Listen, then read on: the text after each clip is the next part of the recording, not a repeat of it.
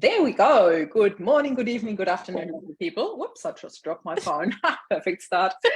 This is Marie. I just rushed into my office and straight live to you. And I am so excited to have the beautiful Jessi Lestelle back with us. Jessi, welcome to Up Spiral Grief again. How are you? I'm so excited to be back. I am so good. I know back here in Atlanta, Georgia, we are looking at about 7 p.m. So I'm about to go to bed. I'm so glad that we are doing this live again because we had a quick pre-chat. As I was rushing back from my son's chiro appointment to here, we quickly chatted in the car because I'm like, I'm not going to have time to do this. We're going to sit down and go straight live as soon as I come back. And you shared a couple of things with me, and I can't wait to actually share this here with our audience because I really love that you are so open to keeping this raw and real and really talking about the highs and the lows. And I have to say, I've been doing these Up Spiral Grief interviews for like ever since 2019 now. I think we had the first one. So probably halfway into half a year into starting the movement. I'm not even sure when we had the first one. But what I want to say is, since I've been running these Up Spiral Grief interviews, there's really a handful of stories that stuck with me because it touched me so deeply, and yours was certainly one of them. And I remember saying to you, you know, my heart will always be open to you. Please, I'm so happy that you're back. So I also said to you, there are quite a few new members since we first chatted. And for those new members, if you want to hear the first interview we did, I'll certainly be linking that in the comments below afterwards. So you can go back and watch that as well if you wanted to. But without further ado, Jessi, would you do us the honor, introduce yourself to our audience and share a little bit about your background and why we are here? Absolutely. So you'll have to Thank you. Excuse me because I have to switch my brain from trying not to talk about these things to absolutely diving right into it. So for so those perfect who for today. Yeah. I know. For those who don't know me, I at the age of 25, I had lost my entire immediate family, including my mom, my dad, and my brother, as well as various other family members. I lost my uncle, my grandmother, and just recently I lost my my mom's sister, my aunt, and her mother.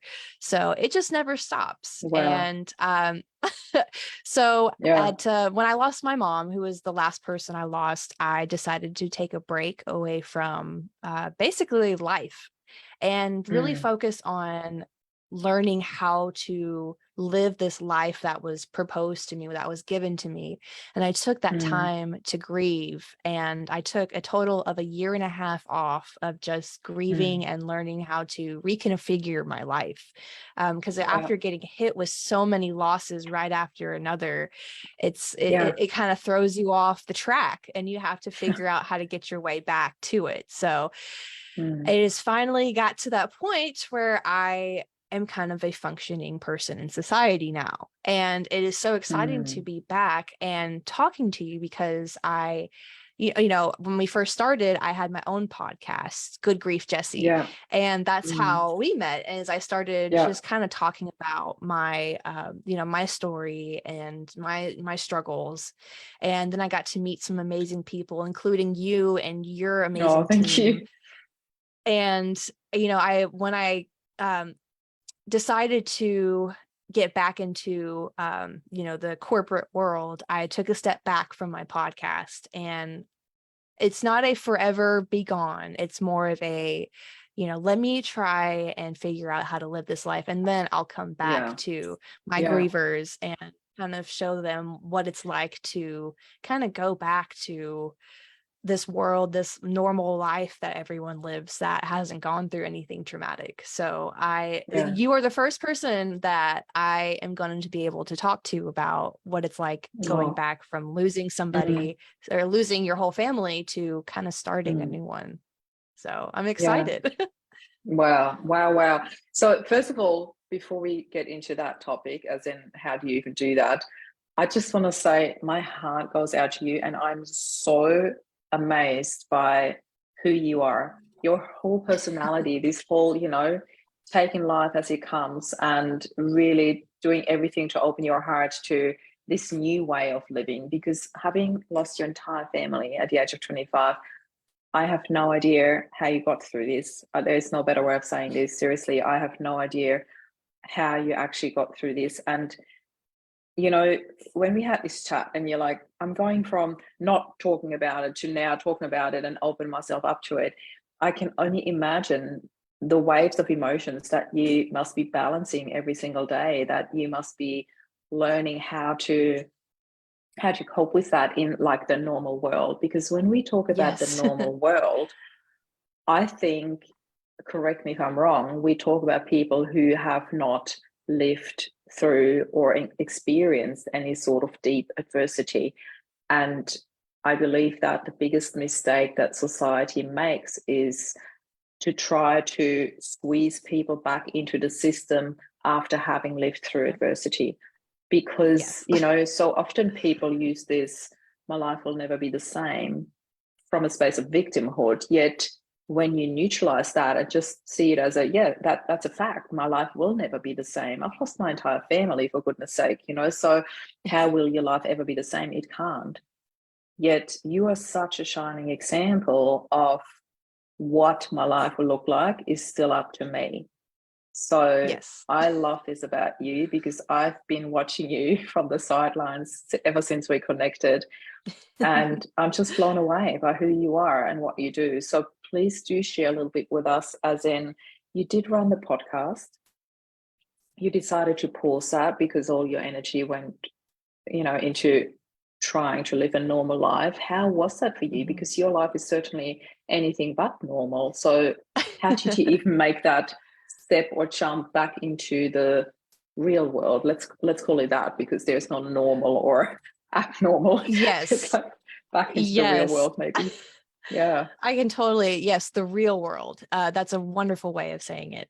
Mm. So I guess a good way to explain is to kind of like give a little background information of like what happened, like what I was doing Yeah. before I had lost my mom, because I had lost my dad and my brother and my uncle and my grandma when I was still in college. But when I graduated Mm. college, I went right into the music and entertainment industry, Mm-hmm. and I loved it, but I didn't get to spend too much time there because my mom had passed. And I Mm. knew that that wasn't the right setting for me at that point in Mm. time. So I was like, okay, I know I want to get back into it, but I need to make sure that I'm very specific and very picky on what I do, because Mm. I know that I can't waste any more energy on places and people and things that aren't Mm. benefiting and helping me move forward.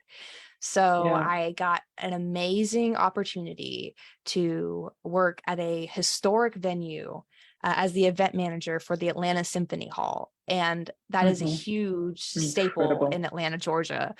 And Mm. so I was very, very specific. And when I was interviewing, and I was like, hey, I have this gap in my resume. And I Mm-hmm. kind of told only my interviewer that I had started a podcast. Mm-hmm. And that's how I spent my time kind of like learning new skills and keeping my skills relevant while I Mm. took this time off.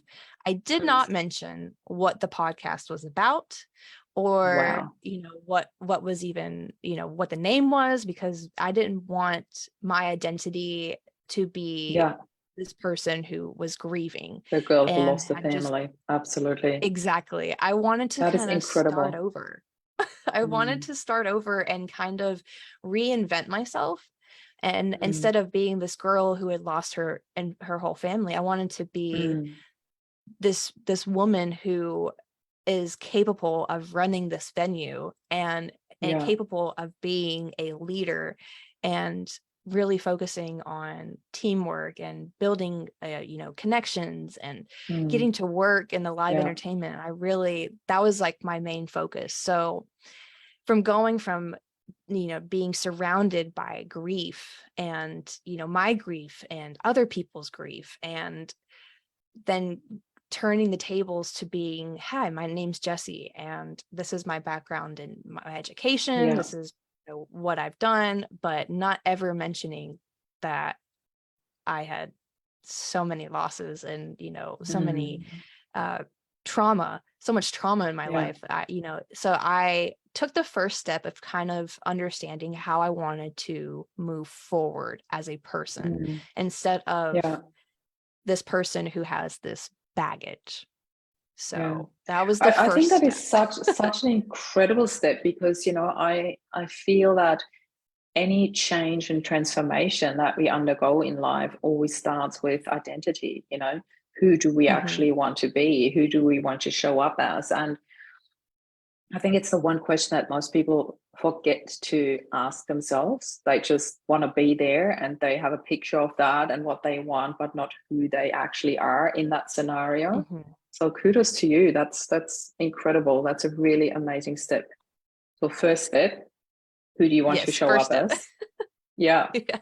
What was the next step for you? The next step was practicing what I preached. And that's the key thing for being someone who was an advocate for grief, and, you know, making sure that people had these life skills in order to be able to continue life through these losses. And so I was like, you know what? I'm going to really, really dig deep into what I said, what I brought out into this community, and kind of see if my advice was, one, valid, and two, if it would work. And so, you know, when there was times where I, you know, had self-doubt, I would listen to an episode of the podcast, and I'm like, you know, sometimes I would cringe a little bit, because I know you understand that, where I'm like, oh, you know, that didn't sound great. But at the end of the day, I took my own advice and just kind of moved forward, you know, with the skills that I had taught other people, to see if I really knew what I was talking about. Yeah.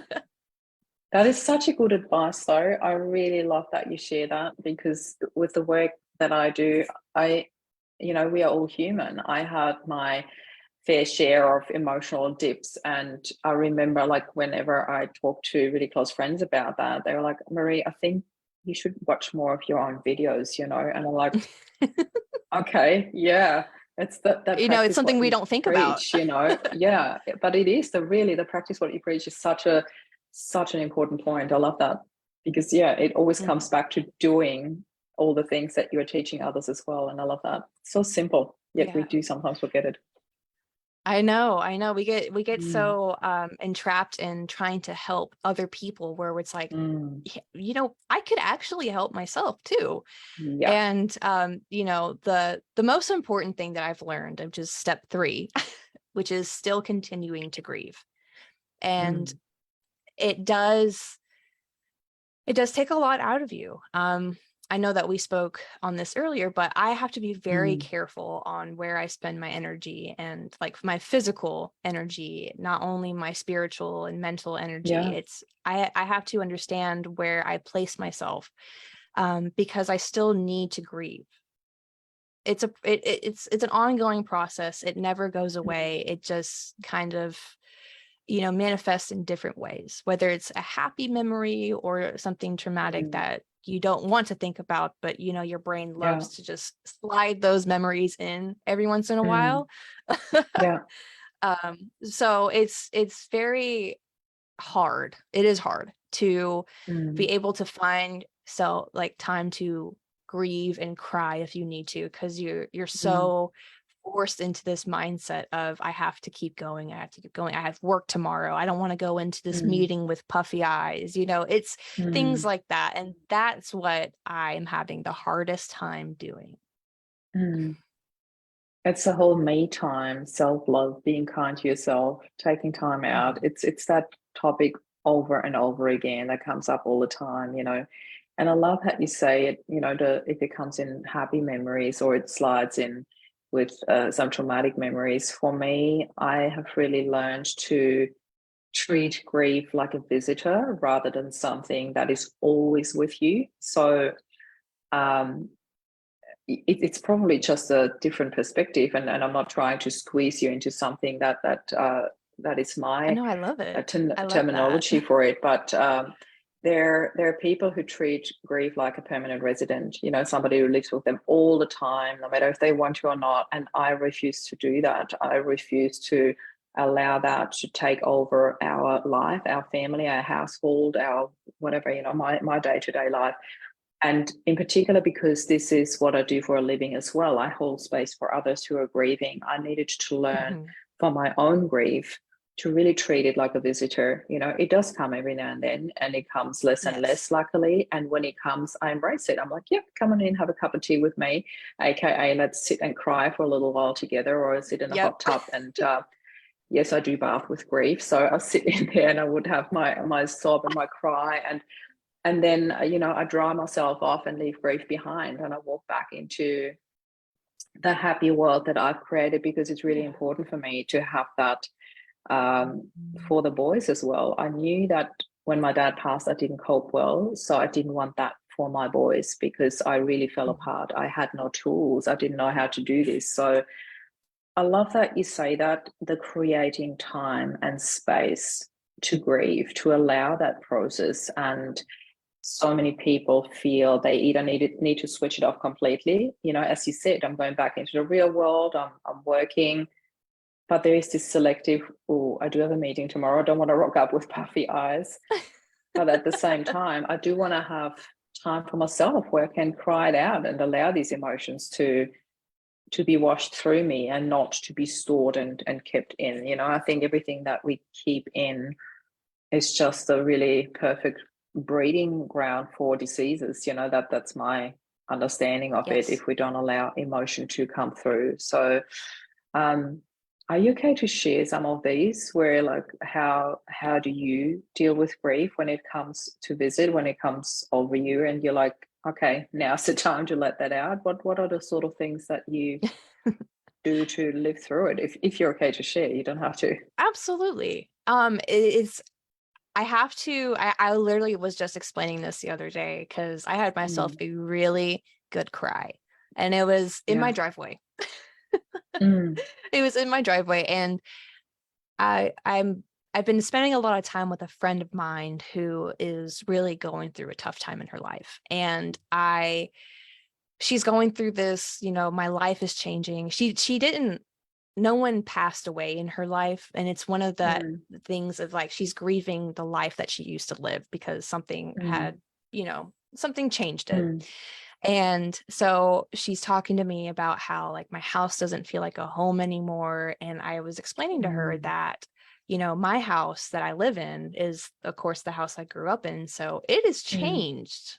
A lot of people are like, how do you do it? And I'm like, well, this house isn't the same that it used to be when I was growing up, or even, when my mom lived here. It's completely different now. And it's also, it kind of makes it a little bit harder to find things to kind of make you grieve. So one of the things that have always stayed consistent is my yard. My yard has always stayed consistent over the years. So one day I just was going to grab the mail, walking up the driveway, and was like, wow, I used to play with my dad in the grass over here. And then it all just kind of hit me again, where like I am, I'm in a point in my life where I'm actually proud of myself, and I'm happy to be able to get up out of bed. Yeah, it's I never thought that I would get to this point very quickly. And I say that, and I spent a year and a half, but that's a short amount of time. It's incredible. Very much. Yeah. So, I take these times when I start going back through these memories and kind of like, wow, I'm doing some really amazing things in my life, and I don't have the physical people that I want here to kind of talk to or celebrate with. And so I recognize that it's happening, and I just kind of stop what I'm doing, and like I just sat in my driveway, and I just cried until I just couldn't do it anymore.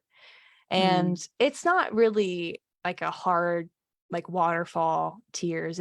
And I know that a lot of people understand this, when you have that painful emotional cry where it's not really like waterworks, it's it hurts.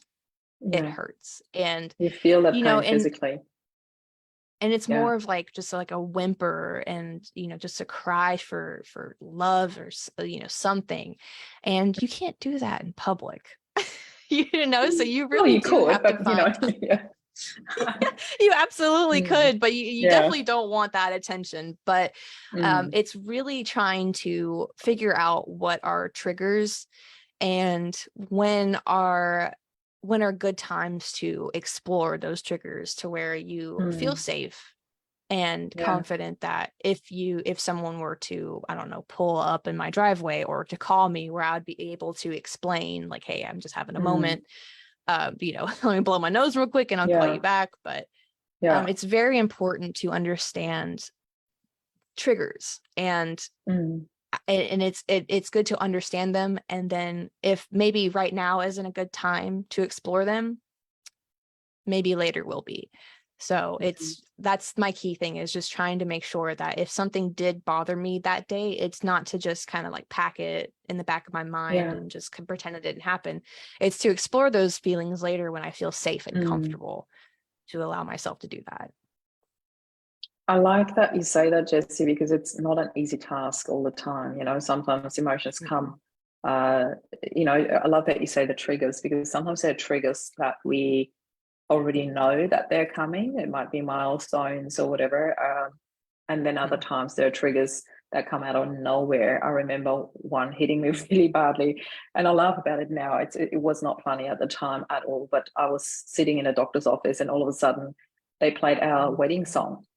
And I was just, I had a really happy day, actually. I was like, happy-go-lucky, sort of sitting in the doctor's office waiting, and all of a sudden this song comes on and I burst into tears on the spot. And I remember people looking at me going like, what is going on with her, and I could not say anything. And I remember how awkward everybody else felt around me, because the nurse came and she took me to the back room, and then she bombarded me with questions. And I just wanted to say to her, can you just give me peace and quiet? I just don't want to talk right now. And I told her that my husband passed and it was the wedding song, and I thought that should settle it. But no, she started asking me questions and questions. And I was like, I just want to sit here and cry for a moment. Can you just, and I couldn't say that.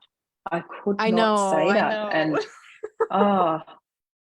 and I'm thinking, this is probably a really good example. How can we learn to speak up for ourselves and say what we need without feeling rude or embarrassed about it or whatever? And my thing was, in that moment, I really felt like I would be rude if I say to her, can you just please shut up? And I'm just going to say it, because the funniest part was that the song in the radio was called Shut Up by the Black Eyed Peas.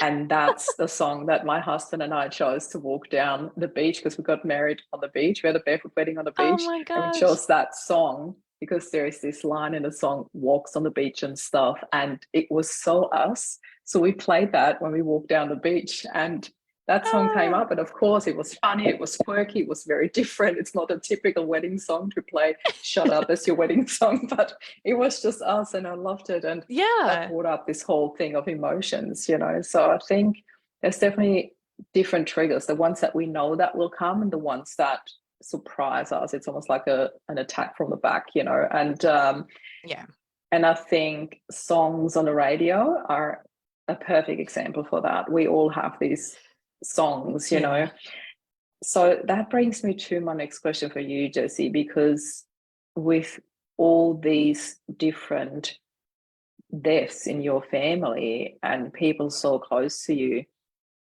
I can only imagine that there would be so many of these milestones, the passing anniversary, the birthdays, that when you think about how many people you've lost, and then like at least 2 anniversaries per person, and probably a few others to throw in there in between. How do you get through this? Because everybody deals so differently with milestones, and you having that many, how do you address them?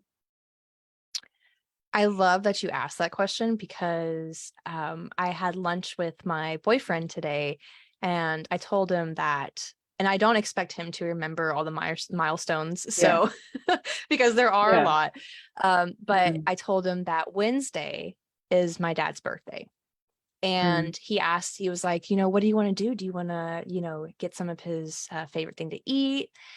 And I said, to be honest with you, and I think I should probably share this with, your followers as well, is that I have this mindset of when it comes to milestones, birth dates, death dates,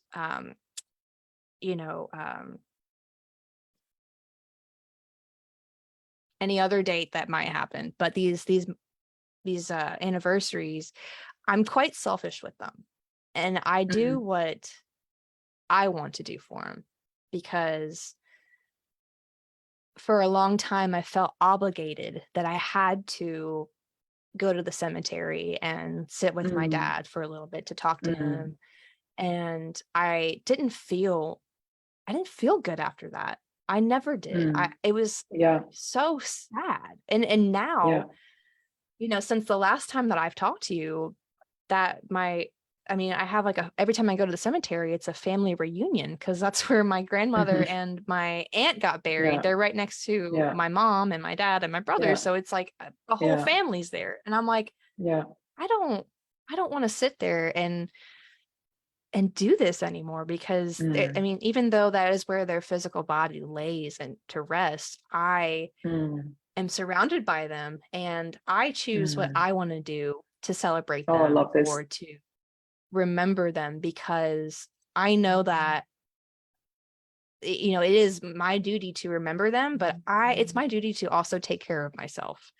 And that's first and foremost, that's what everybody would want. Everyone wants me to take care of myself. And they know that I remember them in little ways every single day, especially with the job that I do. I just met William Shatner last week. And his birthday is the same day as my dad's birthday. And he's like, well, I'll be 92. He was like, I'll be 92. How old will your dad be? Wow. And I'm like, I don't know. I have no idea how old my dad would be, because it just hurts to keep up with those numbers and to keep up with the stats of what would have been. And exactly. Yeah. And so for my dad's birthday, I might just start a fire in my house, because it's cold here, believe it or not, in Georgia. It's cold. And so, I think I'm just gonna get comfy and cozy and get some rest, because that's what I need. And I know my dad wouldn't want it any other way. So it's just, for any milestone, I do what I know I'm capable of doing. And if I feel like going above and beyond for them, I will. And if I don't, they will always love me anyways. Oh, for sure. I love that you say that. I love this so much. And I love that we share an anniversary. So your dad's birthday is my parents' wedding anniversary. No way. On the 22nd of March. Yeah. Oh my gosh, that's crazy. I know, I love it. And I always bring my mom as well, because I know, it means a lot for her when I remember those things. And it's quite interesting, because Rob and I had a similar anniversary, or very close to them actually, because our wedding anniversary was the 17th of March. So yes, I had an entire day planned on the 17th of March that got completely screwed over, because both my boys got COVID. So I'm like, no, they're good now. They're already over it and already testing negative again. But it was like right in that week, and it was the tail end of their COVID. And I'm like, and that was, I love that. And I want to ask you how you feel about this, because I felt my younger me, I'm just going to say it that way, I don't know how else to put it, or my less healed me, I should say, would have probably gone like, oh, damn it, I had these plans and I wanted to do something for myself. And I wanted to go to the city to my favorite cafe and just sit there and reminisce a little bit and just be a bit of, nurturing me time sort of things. And then I was the nurturing lion mom at home. So, and my less healed me would have gone like, oh, my plans are screwed. And Yeah. my now me was like, you know what? That's just life. That's just life. Life Yeah. just has some different plans every now and then. And I went with it. And I actually did still end up going out a little bit later. And I went to IKEA, That's and to our always local good. hardware store to buy some paint and to create a beautiful frame that I wanted around my bed. I actually shared it in the group. And I went into creation mode, and the boys helped me build all these IKEA cupboards to build that cupboard that I wanted. And I thought, you know what, that's nice to do something with the boys. They helped me. I could have honestly not done it without them. I think I would have completely lost my cool. They were so amazing in just keeping calm and helping me build this. Not that I think they really, really loved it, but it was nice to do it together. So I think the flexibility is key. The focusing on whatever is good for me. I don't see that as selfish at all, Jessi. I think that's exactly it. It is your life. It is you now, and you are the most important person in your life. And I can't stress enough about this, the self-love topic, the nurturing ourselves, being kind to ourselves. Mm-hmm. How do you go about that? Well, it's gotten a lot harder now. It's definitely gotten a lot harder, but I love these questions you're asking me because I get to share some really awesome things with you. And I've grown a lot, and I've had to kind of mold my new life because it is new. But my self-care, both of my best friends have babies, and they're about 2 years old, a little bit over 2. And so there's just so much fun. And they're like 6 days apart. So it's crazy that both my best friends have they have kids, and they're 6 days apart. But my self-care is getting to spend time with the family that I want to be with. And I know that sounds crazy to some people, but I can't be with the family that I would love to be with. So I'm going to spend time with the family that I can be with, and the ones that I choose to be with. Yeah. And I love that. I definitely, I'm still in therapy, obviously. So that's a huge thing for my self-care, because having these feelings, and not anyone to really talk to about them, therapy really does help. Yeah. And I don't really have a lot of self-care, because if you ask me, I would just sleep. I would just sleep all the time. That's awesome though, because sleep is such a huge part of self-care. Like seriously, it's so underrated. I love it. We so need proper sleep. Yeah. So that's basically what I like to do now, and I get a lot of fulfillment from my job and my upper management. I don't have too many people above me, but the ones that I do have above me are beyond understanding, and they don't really know the full story of me. And they don't have to be compassionate towards an employee of theirs. And anytime that I've had issues, or like the anniversary of my mom just came up in the beginning of this month, and I was like, oh, Thursday's going to be a rough day for me. And, that's all they need to know. And they gave it to me off. No worries. No, and that's beautiful. I am really blessed with the life that I'm living now, because I know that it could be a lot worse. And I want to say they are really blessed to have you, because, having somebody who's not just so obviously capable of what you're doing, but also somebody who's emotionally so mature and so aware of, your personal needs. I think that always reflects back in your job as well. And a lot of that, you said you get a lot of satisfaction out of your job. That's beautiful. I love that you talk about choice, spending time with family that you can spend time with.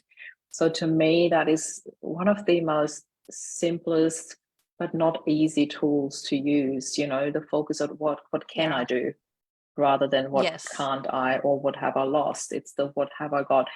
And that's really a tough one, because we talk about gratitude and grief a lot, and how that can feel like such a slap in the face in grief when people walk up to you and go like, just be grateful for what you have. My we always say like cables coming out. It's like, it's just that whole people don't understand what they say to you when they use those words. I understand, meanwhile, they really do come from the intention of wanting to be nice and wanting to say something useful, but it's not. It is something that we really need to get to. Once we have healed to a certain level, gratitude certainly comes back in. But in this thickness of grief, in the depth of our grief, in the really hard and tough times and really deep, sad emotions, for somebody to rock up and go, like, just be grateful for what you have, is a dangerous thing to say in that very moment, because you don't know what the reaction might be. And it certainly does not feel helpful at all to be on the receiving end of that. So can you share a little bit about how you deal with that? Gratitude, where do you stand with that? Because it is a really, really tough topic in grief. It is. Again, loving these questions, because it is such a beautiful part of the grief journey, is finding gratitude in it. And I have done a lot of work, and a lot of what I have found gratitude in is I'm able to protect myself more, because one of the things that I've learned is that the reason why I hurt so much is because my inner child is broken. She was not only traumatized by life growing up, she was traumatized by losing her family. And as a big Jessi, as an adult Jessi, I want to protect her, and I want her to see that you can overcome the worst in life. You can overcome it. Yeah. And grief has taught me so much about myself and life, and that I can't keep living in the past. As much as I love to think about, what my mom's voice sounded like, and some of the things that she used to do, and my dad, and, as much as I love those memories, I can't keep thinking about what I had, because it's not healthy for me. It just makes me plain outright sad. Yeah. And the gratitude allows me to think forward of like, what's going to make me happy tomorrow, and what do I have in my life that's going to continue to make me happy, and things that I mean, it's like you said, it's things that we do have. And there's so many people that have come into my life, or that have been in my life, that have shown, and their energy just shines brighter now. Yeah. And those are the people that I am thankful for. And I don't feel like I could have gotten to this point if I didn't find the little pieces that I am thankful for. Like I am thankful that I'm not scared. I'm not scared of life, because I have overcome more than I've wanted to. And everyone has. You have. I mean, your followers have. We all overcome things that we don't want to, but we have. And it's like, okay, if I can overcome this, what else can I do? Really, tell me what can really, really put me in a bind, because I can do it. I think I can do it. Yeah. So it's really incredible really exciting. How much. Yeah. Sorry. Oh, no. I love it, because it's so exciting to see, what tomorrow may bring, to make you a little bit more thankful that you are living today. Yeah. So what I hear when you share that about gratitude is it's something that you rediscover almost. Is that right? It's nothing that anybody, like, as I said, if somebody comes to me, or would have come to me back then, and say, just be grateful for what you have, it does feel like a slap in the face, because your instant gut reaction is, you've got no freaking idea what I'm dealing with here, or what I'm feeling. Exactly. Exactly. And they don't. So it's easy for them to say, just be grateful for what you have. Well, it's not that I'm not grateful, but I've got some grieving to do here. So just give me some space. Okay. And for me, it was that whole, rediscovering it. And I've shared this story before. There's this beautiful book called The Magic by Rhonda Byrne. I don't know if you know it. I don't. And it is basically like a workbook. It's not like a book that you read. It's like a workbook, and it's got 28 chapters. I love workbooks. I love it. You will love this one, The Magic, Rhonda Byrne, and I'll share the link with you if you want to. But it's just so incredible because I'll share the link in the comments below for anybody who wants to have a look at it. Why I love this book so much, and it's one of the books that I would not get as an ebook because it is like a workbook, and you read one chapter a day, and each chapter's only got like 3 or 5 pages, and every chapter focuses on a different area in your life to be grateful for. And I was halfway through that book when Rob passed away, and I put it down and hadn't picked it back up again for, I don't know, a couple of years, till I joined a program where they use that as a base of it, as a just as one of the tools that you can do each day. And I almost froze when I heard, and has anybody heard about The Magic? And I was like, I know exactly where it is, but I hadn't. And this wave of emotions and memories came back to me, and the things that I had written about Rob in this book. And you have like a little notebook that comes with it where you write in what you're grateful for each day, and you're supposed to write letters to people. And obviously there was this beautiful letter that I'd written for Rob, and I just froze.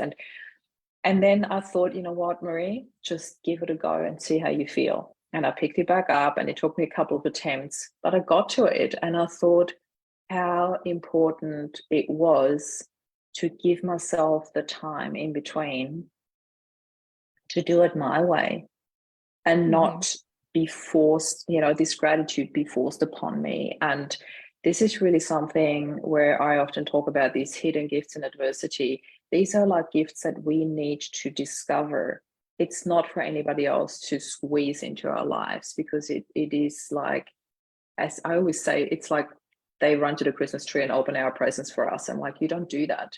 Let me discover it. Give me the space and time, to open that present, to sit with it, to embrace it. And I hear that a lot from what you say too. And I love that. There's a lot of choice that we have in our lives, and we can't be forced into a time frame that other people think is good for us, whether that be shorter or faster. We have to do it in our own time, And I think I love that you are surrounded by people who give you that space. That's really beautiful. Yeah. And there's some people that I had to, move out of my circle because they, didn't understand, and that's okay. This is a life that not a lot of people my age, understand. And I'm only 27, so a lot of my peers are just now starting to lose people, and I'm like, it's sad. It's really sad because a lot of people didn't understand what I did when I went through my losses, but now they do. And it's like, I wish I had more time to be there for them like I did when I was doing the podcast. But it's trying to give give people the amount of time and space that they need in order to figure out how they want to grieve, instead of me telling them like, this is what I did, because it doesn't work for everybody, not everyone gets a year and a half off. And it's beautiful that you had that as well. I think what we all need to learn in grief is to hold more space for people, to just let them be and just be there for them. And that is a skill that a lot of people don't have. A lot of people think they have to come in with advice or with the usual phrases, my condolences and sorry for your loss and all that stuff that I find not very helpful. I've actually put a document together with the 10 most commonly used phrases in grief and what to use instead, because I was so over that whole my condolences. Is there one that you want to share that really, where you put your back up?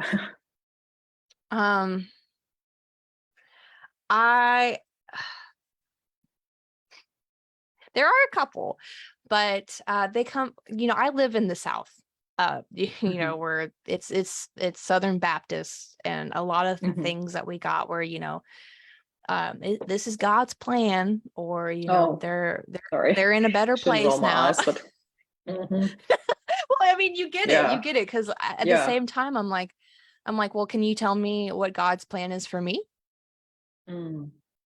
Yeah. Can you tell that? Because like, that's what I want to know. Because I'm still trying to figure out like why this all happened to me. And they're like, oh, like God will give you what you need. And I'm like, I'm not downplaying anyone's religion, but that's not, I hear you. Your religion doesn't always help others. So I really like that's that you bring that up. I love it, because I always say, in particular in our movement, it's actually one of our group rules to respect that everybody's faith is different. And I certainly have my own faith around, what my beliefs are. I think that was all part of Rob and my soul contract, that we chose that on some spiritual level. But it took me a while to actually be cool with that, to share that in public as well, because understanding that and talking about it is a very different thing. And also knowing that when you do share that there are a lot of people out there who either don't believe it or believe something different, or it goes even against their religion. And that's fine with me. That's fine with me. It's my understanding. I'm not trying to squeeze my understanding onto anybody else, but this is my belief, and this is how I learned to be at peace with Rob's passing. And that was a huge step for me.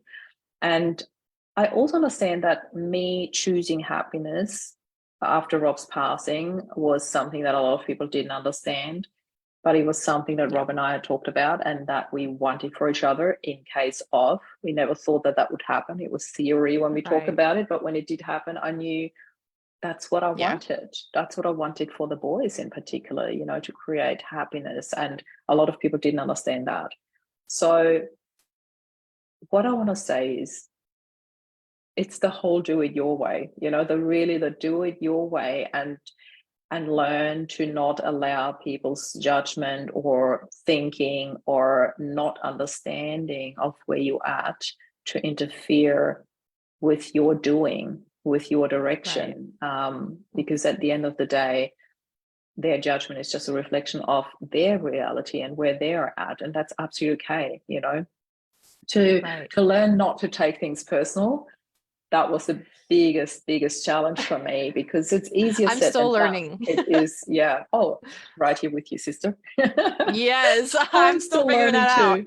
Seriously. Yeah, absolutely. So we can hold each other accountable for that.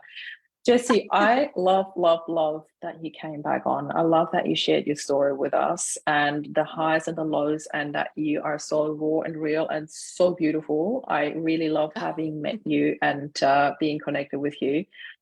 And I'd absolutely love to bring you back on. Maybe we can do that again in a few months' time and see where your journey has taken you, because you only just went back to work about 3 months ago, right? Yes, I did. And it feels like a lifetime, because I work in, show business. So I have shows every week. So I've been incredible. I've been nonstop since I started working. So I finally get a couple weeks off, and you caught me on one of them. So yay, lucky me, lucky us. It's amazing. Yes. It's like the show must go on. What a reflection of your life, and it's just absolutely beautiful how much choice is coming through from you, which I really love, because this whole must or have to or should doesn't agree with me. And I love that you touched on that topic of it's our choice. It's our choice what we do with it. And I love your choices. You're so beautiful. And I would love it if you want to leave our audience with any last reflection, or, shout out, or please don't, or please do, whatever you want to share with us to finish off the show here. It's absolutely yours now. Thank you. All right. Well, I don't have any shout outs or anything like that, because I'm not doing anything anymore. But I do want your followers to know that this didn't come overnight. Like, getting to our place in grief, it didn't happen overnight. And as much as we want to be happier in our journey with grief, it takes a lot of time really sitting down and evaluating and feeling those emotions and really understanding what your grief is. And it's very uncomfortable. It's very uncomfortable, and it doesn't come easy, but it does take time. And if you take that time to really understand yourself, you're only doing yourself a favor and getting to the brighter side of grief. And because, like you said, it's like a visitor, and so far the visits have been short and brief and, you know, straight to the point. But, you know, at the end of the day, being grateful and thankful for the journey that has brought me to here, you know, I want that to happen to as many people as it can. And I just know that if anybody needs someone to talk to, you know, they can find me on your site. And same with you. I mean, Marie, you have been nothing but a positive influence in my life since the day that I met you. And it's crazy to think that I have met someone that is all the way on the other side of the globe that is still influencing and helping people here in, you know, Atlanta, Georgia. So, you know, thank you so much for what you do and having me back. And I will forever be a fan of yours. Oh, thank you. And likewise, I really, really love who you are. You are so incredibly inspiring. I wish that you could see yourself through our eyes, because you really are such a shining star. It's incredible, Jessi. Really, I'm so, so blessed to have met you. Thank you so much for your time. Thank you for being here. And everybody else, if you have any comments or questions for Jessi, please leave them in the comments below. We'd love to hear them. We'd love to answer them. I'm sending you all so much love. Thank you for being here. This is Jessi and Marie signing off. Bye for now. Bye.